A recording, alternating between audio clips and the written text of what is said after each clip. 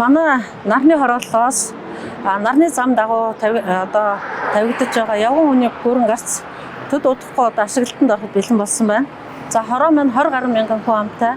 Аль 16 оноос иргэдийн одоо санал судалгаагаар нийслэлд нарны замд авсан гүрэн гарц явган хүний гүрэн гарц хэрэгтэй гэсэн судалгааг өгсөн байдаг. За энэ судалгааны дагуу нийслэлийн төсвийн хөрөнгө оруулалтаар өнөөдөр энэ асуудал шийдэгдэж байгаад бас таатай байна. Бид нар чинь одоо гэрлүүгөө орох гэж эсвэл нарны гүүр эсвэл инх тайвны гүүрээр тойрж явдаг.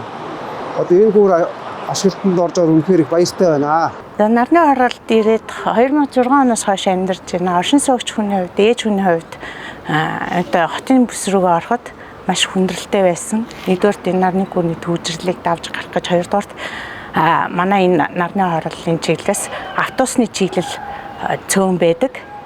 Тэгээ хотын төв рүүгээ ороход өглөө ажилласаа хоцорчих гээл, хүүхдүүдээ цэцэрлэг сургуульд оруулж өгөх гэж хоцорчих гээл маш их хүндрэлтэй байсан. Энэ гүүр маань ашиглалтанд орсноор иргэд бид нар оршин суугч бид нарыг бас тулгамдаа асуудлыг бас шийдвэрлэж өгсөн талархаж байна.